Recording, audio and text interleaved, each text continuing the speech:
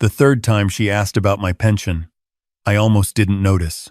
We were sitting around my son's kitchen table in Denver, sharing a pot of chili I'd made from my late wife's recipe, and Vanessa was asking the kinds of questions that seemed perfectly polite on the surface.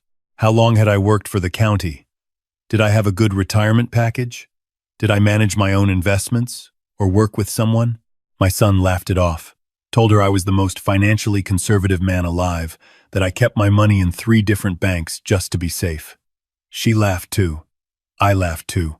But something small and cold settled in the back of my mind. I'm 63 years old. I spent 31 years as a civil engineer for Jefferson County, Colorado. I built bridges literally. I know how to read load-bearing structures, how to spot stress fractures before they become catastrophes, how to see the invisible fault lines in things that look perfectly solid from the outside. My wife Susan always said I had the same instinct with people. She said I could smell a crack in a foundation before anyone else even thought to look. Susan passed 2 years ago. Heart failure. Sudden. A Tuesday morning in February. She was 61. I still reach for her side of the bed sometimes. I still catch myself saving the punchline of a joke to tell her later, then remembering all over again. My son was devastated.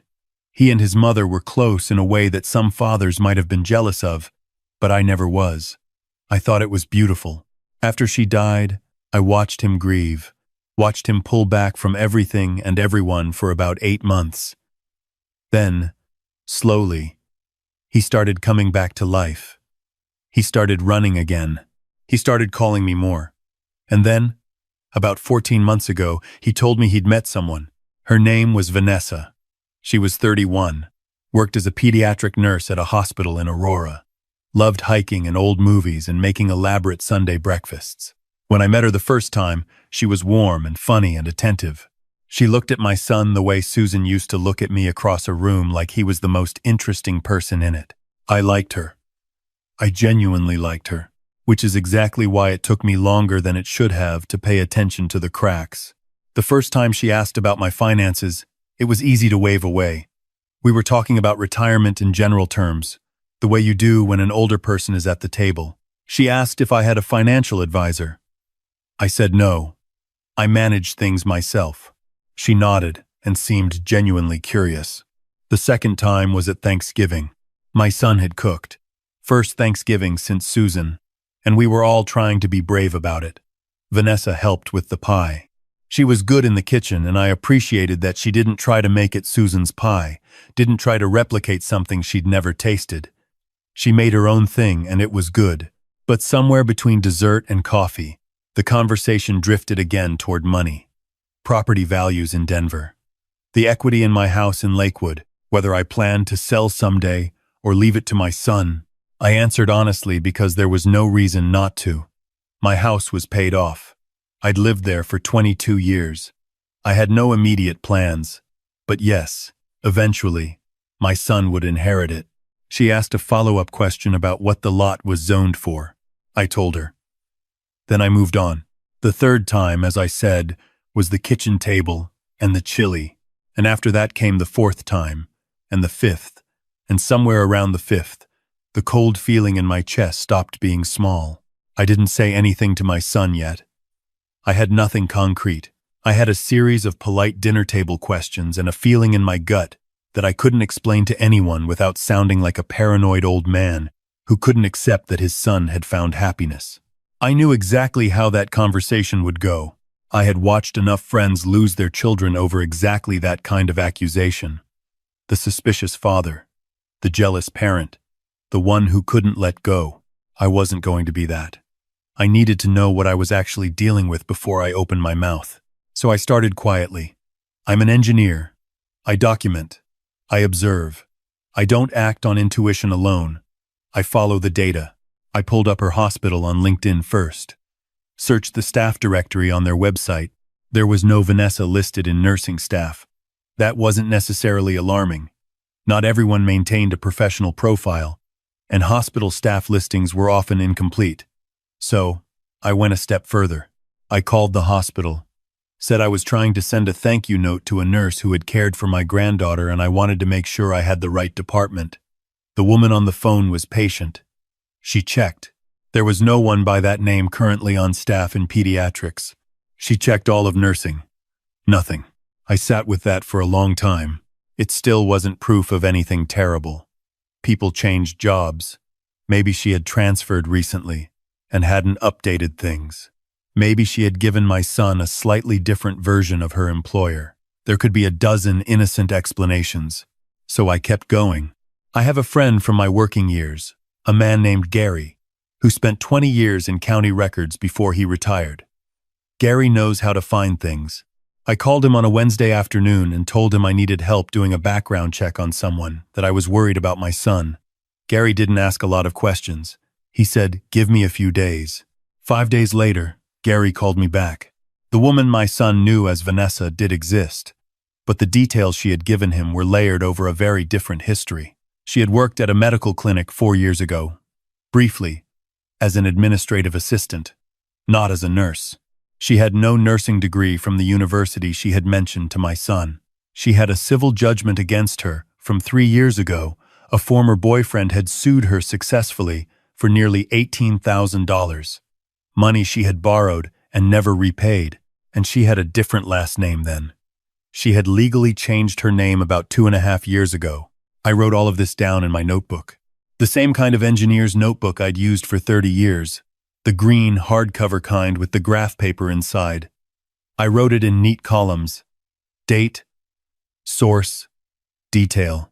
Then I sat at my kitchen table alone and looked at it for a long time. My son was in love. He had been building his life back, piece by piece, after his mother died, and he had built this woman into the center of it. He had told me 3 weeks earlier, on a Sunday phone call, that he was thinking about proposing. He had asked me what I thought. I had said she seemed wonderful, because at that point I had not yet made my calls. Now I knew what I knew, and I had to decide what to do with it. The engagement party was already planned. My son had called me 4 days after Gary called me.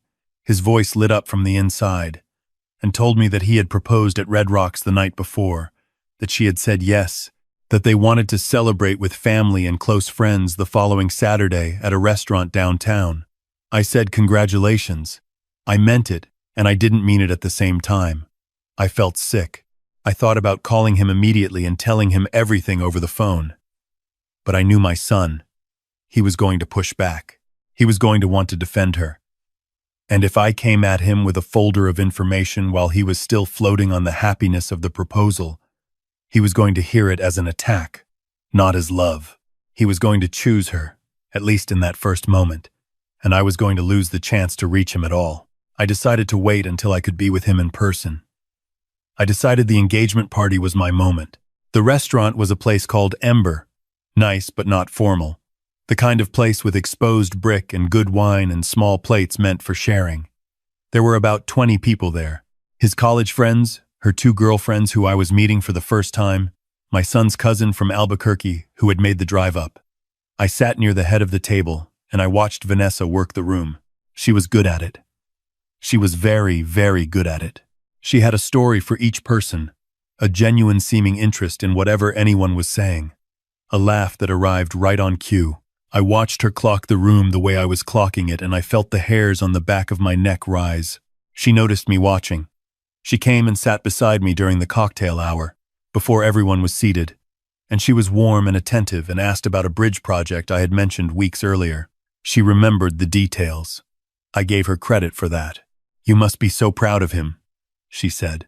"Every day of my life," I said. And I meant that part entirely. We were seated for dinner. The courses came. The conversation was good and loud and overlapping the way it should be at a celebration. I waited. I had the notebook in my jacket pocket, not the original, but a summary I'd written out cleanly on 2 folded pages. I had not decided yet exactly how I was going to handle this. I only knew that I needed to get my son alone before the evening ended, before they drove home together, before another night passed with him not knowing. It was somewhere between the main course and dessert when my son reached across the table.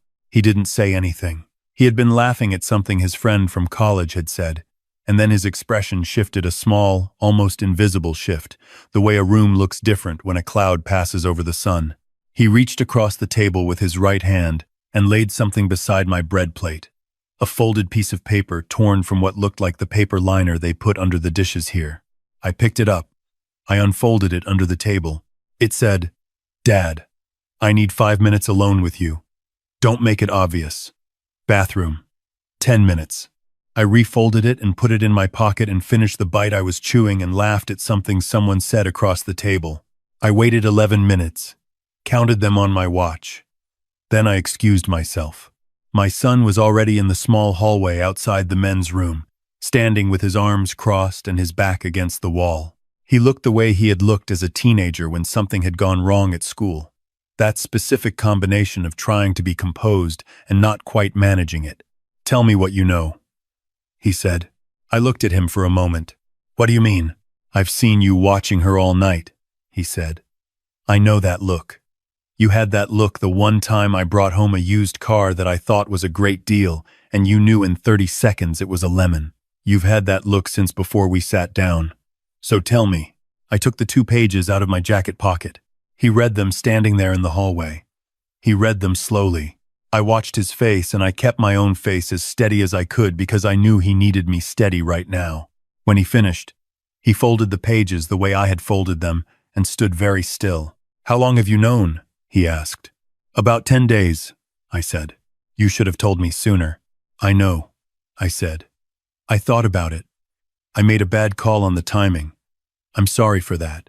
He was quiet for another moment. Then he said, "I found something too. That's why I passed you the note. I found something on her phone 2 nights ago when she left it unlocked on the counter. I wasn't snooping. It was just there. She had a message thread that I wasn't supposed to see." He paused. "She's been talking to someone. A man. About my inheritance. About what the house in Lakewood is worth. About how long they thought she'd need to stay with me before she could access joint finances." The hallway was very quiet. "How long ago did the thread start?" I asked. "Before she said yes to the proposal," he said. I reached out and put my hand on his shoulder, and he let me leave it there. He was 34 years old, and he was trying very hard not to fall apart in a restaurant hallway, and I was his father, and this was the thing I could do. I kept my hand on his shoulder. "Okay," I said. "Here's what we're going to do." We talked for 6 minutes. We had a plan. We went back to the table at different times. Him first, me 2 minutes later. I ordered dessert. I made conversation. I watched Vanessa tell a funny story about a hiking trail in Estes Park, and I kept my face pleasant and open, and I thought about my wife and what Susan would have done in this moment. She would have been better at the face than I was. She always was. But I managed. After dessert, as the table began to loosen and people started saying their goodbyes, my son leaned over to Vanessa and said he'd forgotten to give his father something from the car. Would she excuse him for 2 minutes? She said, of course. He caught the eye of his cousin from Albuquerque, who had been our one inside person for the last 20 minutes. His cousin touched his girlfriend's hand and said they needed to call it a night. They had the drive back, and would Vanessa like company while she waited? Vanessa said yes. My son and I walked out together. The man from the phone thread was not there. Of course, that wasn't what we were doing. We weren't looking for a confrontation at the restaurant. We were doing what I should have done from the start. We were getting him away from her cleanly, in public, with witnesses around, so that no one did anything dramatic, and no one said anything that couldn't be unsaid. My son handed the valet his ticket. While we waited, he said, "She's going to come out." "I know," I said. "I don't know what to say to her." "You don't have to say much tonight," I said. "You just have to get through tonight. Everything else comes after." The car came. He looked at me over the roof of it. "Dad," he said, "how did you know?" "From the beginning. How did you know?" I thought about that. I thought about 31 years of bridges and load calculations and stress tests. I thought about Susan telling me I had a nose for fault lines and things. She asked about my pension 3 times, I said, and each time she asked a more specific question than the last time. Someone who's just making conversation doesn't do that. Someone who's taking inventory does. He nodded slowly. "Go," I said. "I'll handle the goodbyes." I went back inside. Vanessa was still at the table with his cousin and his cousin's girlfriend, laughing about something, completely at ease. I sat down across from her, and I stayed very calm. He had to step out for a bit, I said. He's not feeling great. Too much wine, probably. I smiled. You know how he is. She tilted her head. Should I go check on him? He'll be fine, I said. He just needed air. She looked at me for a beat longer than necessary. I have been told over the years that I have a particular expression I use when I know something that the other person doesn't know I know. I don't know what my face does exactly. Susan tried to describe it once. She said it looked like a man watching a clock count down from the outside of a locked room. Patient, certain, not unkind, but not open either. Whatever my face did in that moment, Vanessa saw it. She excused herself 5 minutes later, said she wanted to check on him, walked out, and that was the last time I saw her in a social setting. Over the following weeks, my son went through the process of unwinding the engagement with a quietness that reminded me of how he had grieved his mother, careful, private, determined.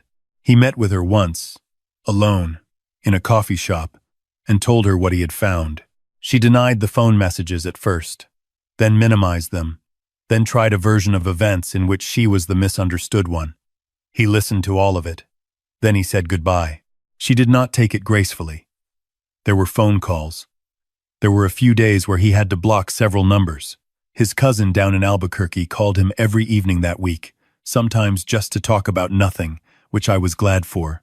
There was no dramatic scene. There was no public arrest. No confrontation in front of witnesses. No moment where anyone could photograph the wreckage and send it around. My son had a broken engagement and a hard month, and that was painful, but it was survivable. That was the thing Susan always said about pain: survivable is enough. You don't need it to be anything else right away. Just survivable. I drove up from Lakewood 3 Sundays in a row and made chili and watched basketball and didn't ask him how he was feeling unless he brought it up first. The 4th Sunday, he brought it up first. We talked for a long time. He asked me about the beginning of his mother and me, how I knew she was real, how I knew she meant what she said. I told him the honest answer, which is that I didn't know for certain, not in the first weeks, maybe not even in the first year. I told him that trust wasn't a conclusion you reached. It was a practice you maintained. You paid attention. You noticed the small things. And when the small things added up wrong, you paid attention to that too. You paid attention, he said. That's the whole job, I said. He looked out the window at the backyard, the yard that Susan had planted full of Colorado wildflowers and that I had let go a little wild since she was gone. I'm going to take a while before I date again, he said. Good idea, I said. But I will. Eventually. Date again. Good idea, I said again. He laughed. It was the full laugh, the one I hadn't heard in a few weeks. It was Susan's laugh in a lower register. The same rhythm. The same way it arrived faster than you expected. I keep thinking, he said. What if I hadn't found that thread? What if I hadn't seen the phone? What if she had been more careful? I was quiet for a moment. You would have found something else, I said. You're your mother's son. She was the one who taught you to pay attention. I just reminded you. He thought about that. The wildflowers were starting to come up in the backyard. They come up every spring without any help. Self-seeding. The way Susan chose them deliberately because she said she didn't want a garden that depended on her. She wanted it to keep going. Out the window, the columbines were beginning to push through purple and white and stubborn. There's a version of this story that ends with something louder. A scene in a restaurant with raised voices. A phone screen turned outward to show everyone the proof, the sharp satisfaction of a public unmasking. I won't pretend I never imagined that version. I'm human. There's a part of me that wanted the catharsis of it, the moment where everyone in the room understood exactly what kind of person she was. But I thought about my son waking up the morning after that scene. I thought about him having to carry not just the grief of a broken engagement, but the image of himself at a table surrounded by his friends, while his private life came apart like a structure with too much load on a faulty foundation. He didn't need that. He needed to get out intact. That's the whole engineering problem. When you find a compromised bridge, you don't blow it up in rush hour traffic to prove a point. You close it carefully. You reroute. You let the right people do their work quietly. You protect the people on it. He's doing all right now. He's running again. He calls twice a week. He started coaching a junior running club on Tuesday evenings, kids from the middle school near his apartment, and he comes home from it tired in the good way. A few weeks ago, he called me on a Sunday evening, later than usual. He said he'd been thinking about something and wanted to ask me a question. He said, "Did Mom ever have a gut feeling about someone that turned out to be wrong?" I thought about it for a real moment. I went back through 33 years. Once, I said.